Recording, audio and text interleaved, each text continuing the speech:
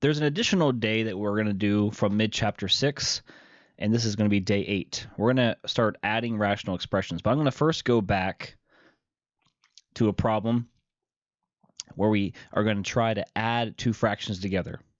Adding two fractions or subtracting them actually ends up being more difficult than just multiplying or dividing fractions. When you are adding fractions here, I'm going to do an example like this. This is from the warm-up. What you have to do is make sure you have common denominators. So one way to do that is if this is a 3 and this is a 5, you could just say, okay, well, how do we make them the same? We could maybe make this denominator 15 and make this one 15, so they're the same thing. And then you can actually add the numerators. So how do you do that? Well, how would you make 3 into 15? You would have to multiply by 5, right? And this one you have to multiply by 3. It's kind of like you're just trading the denominators. This one needs a 5, this one needs a 3. But if you do that, you have to multiply it, the top as well by the same number. So if I use a 5 on the bottom, you have to use a 5 on top. If you do a 3 on the bottom, you have to do a 3 on top. Whoop, I should put a 3 here. So the new fractions become 5 times 1, over 15, plus, that would be a negative 6 on top, and now we have 15. So when you're adding or subtracting fractions, you have to have the same denominator, and you have to make them the same, which ultimately ends up changing the numerators. Once they're the same, you keep the same denominator, and you just add the numerators. 5 plus negative 6 is negative 1. So this is your answer. We're going to start doing this today, but with variables as well. It's a very similar concept, though. We just need to make sure we have the same denominator on the bottom, and then we can add the tops. So how do you do this? Add the numerators, keep the same denominator. I'm going to go through this with this section,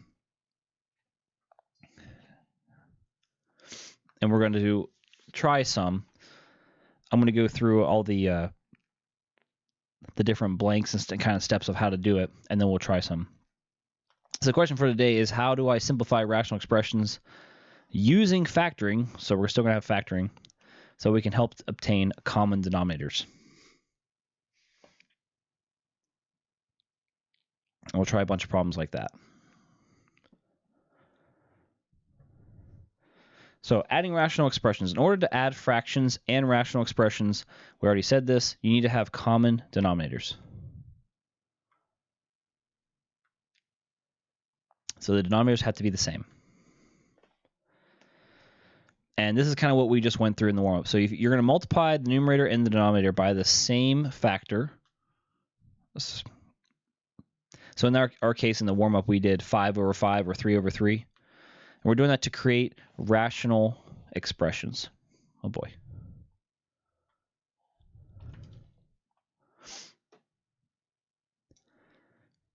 So we'll have rational expressions with common denominators, and then we are going to add the numerators, and then you keep the denominators the same. So this is what I just went through in the warm-up. So here's the steps that we're going to use. We're going to create equivalent fractions with a common denominator. Then we'll add or subtract the numerators. Place the sum or difference of the numerators found in step 2 over the common denominator. And the last thing we'll do is we'll simplify the fraction if possible. Again, this stuff you should already know, especially using numbers. All right, let's go through this example here. So if you have a over c plus b over c, and they're already the same, you keep the same denominator, but you have to add the numerators. So this answer would be not this tiny box here, but you'd put a plus b. And not only that, but we also have restrictions still, where we say that c cannot be equal to, what would make that 0? 0. Same thing over here. If you have a over c minus b over c, they're the same, so you're allowed to do this. You would say it's a minus b. Keep the same denominator, c. You cannot have 0 again. Those are very simple and basic ones. So let's try that. If we have even something that's a little odd as a denominator. So we're going to simplify it, and then we'll give the restrictions. So if we add these two together, we can, because they have the same denominator. So that means we keep the same denominator. That makes things very easy. And then we're going to add the numerators. So we're going to add 6 plus x plus 2. Of course, you can just add those two together, and that would give you x plus 8 over x minus 5, and that's your answer. This does say to do restrictions, so I'm going to say this does not equal to, what makes that 0? 5. That would be your answer.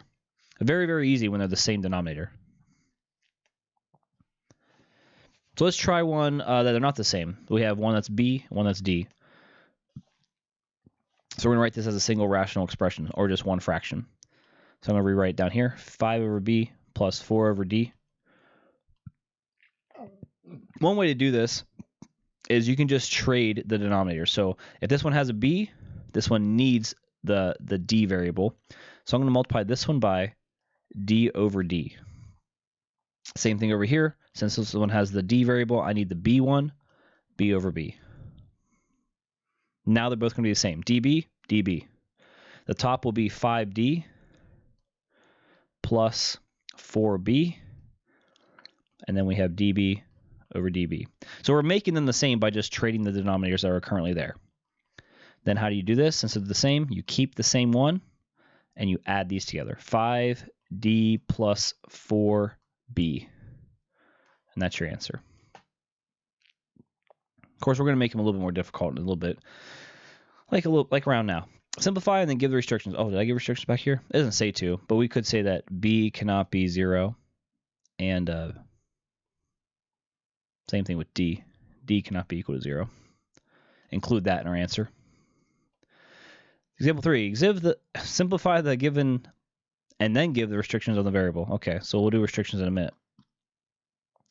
So here we have 2m and 8n. Now you could just trade them, but you don't have to necessarily trade them. Actually, let's just not put an equal sign here. If we look at 8n and we look at 2m, let's think about what this one would need. If we want the 2 to become an 8, we can actually change that to an 8. How? We'd have to multiply the 2 by a 4. So you do it on top and bottom. 4 times 2 is 8. All right, so now they both would have 8. And this one has an m, but it needs an n. So we include the n over here. And then on this side, we would just need, since they'd be the same number, we just need the m. M over m. So let's simplify both of these fractions, then we can put them together. So we have 4n being multiplied by 3n minus 4.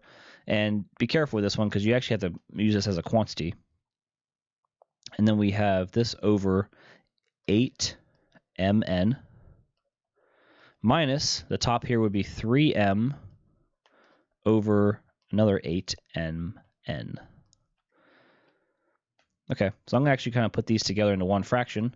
We have the same denominator, 8mn, and then I'm going to distribute this.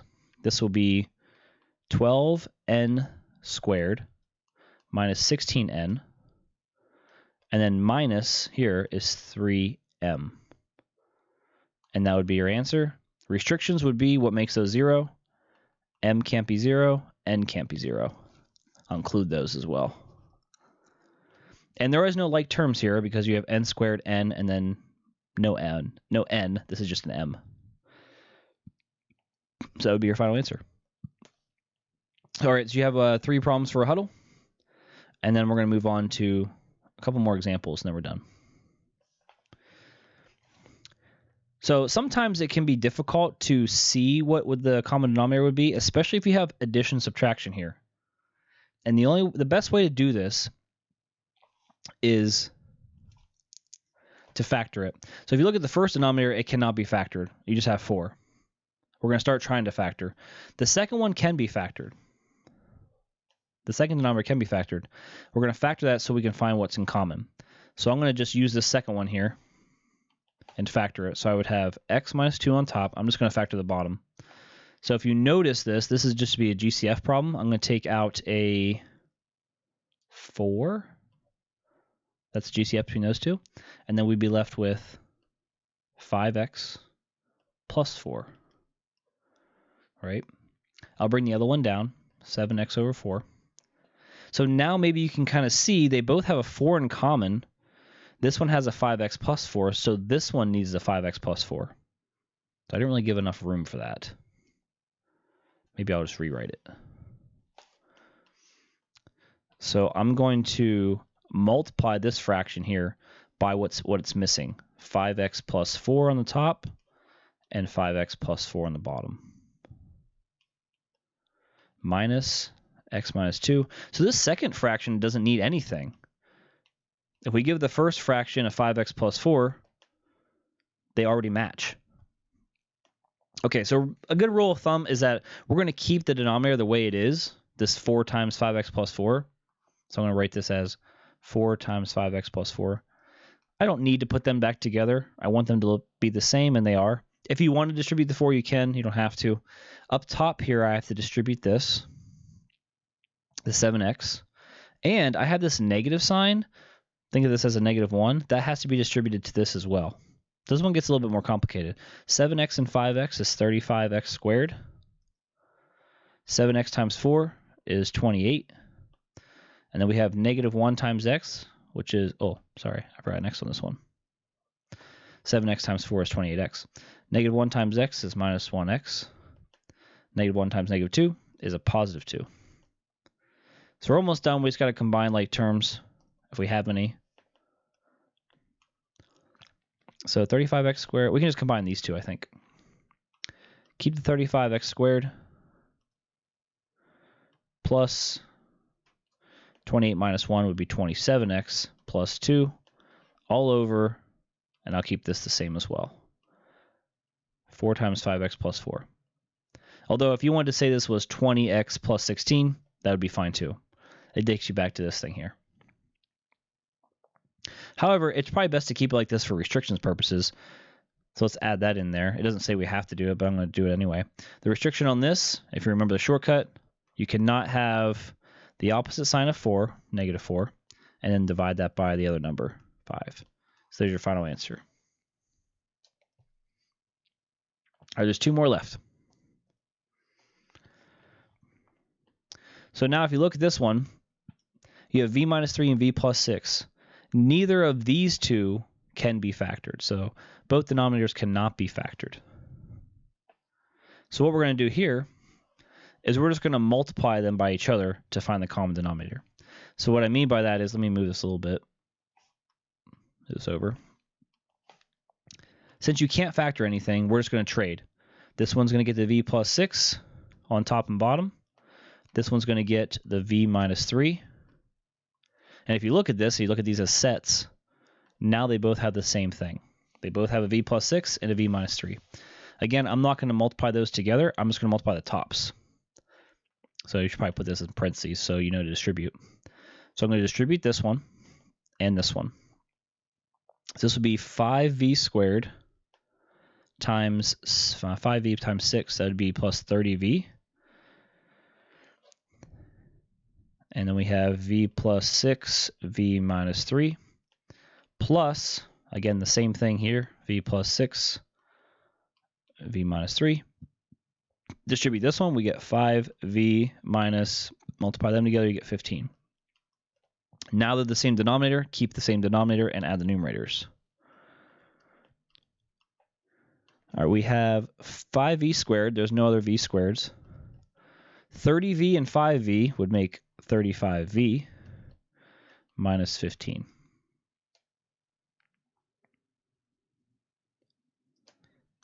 And that should be your final answer.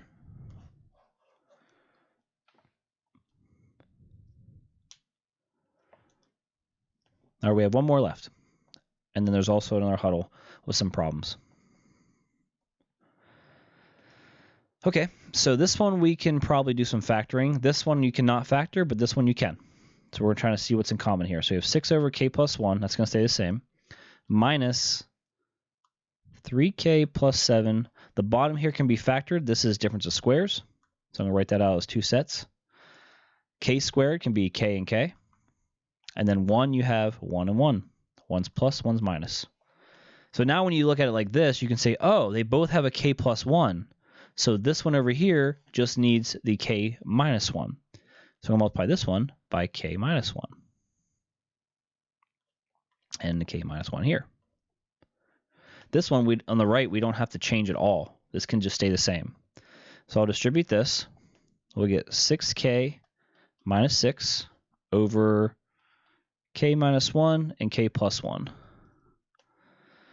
And then minus, again, this doesn't change at all, k plus 1, k minus 1, and 3k plus 7. The only other thing you have to worry about here is if there's a minus sign here, you have to distribute that to this whole thing up here. So kind of think about distributing like a -1 to both of these like we did before. But I'm going to put it all in one fraction now. So we have k minus 1. It doesn't matter which one you write first. K plus 1. And then the top we have 6k minus 6, and then distribute this negative. Minus 3k, minus 7. I'm just going to combine like terms on the top and be done. 6k minus 3k, you can put them together. These two here. That's 3k. And then negative 6 minus 7 would be negative 13. Over k minus 1, k plus 1. And that's your answer. And that should be it for everything that you have to do. Just the rest of them are Huddle. And just watch out for some of these, like number 4, they have the same denominator, so you just have to add the numerators. You really don't have to do anything else. Just add the numerators, keep the same denominator. That happens in a couple of them, I think. 4 and 5 are like that. The other ones you'll have to do some factoring probably. So that will finish up day 8 of the mid-chapter. And that's all the sections that we have for mid-chapter 6. And then we'll just finish up chapter 6 soon. So we move on to a different chapter and hopefully stop factoring.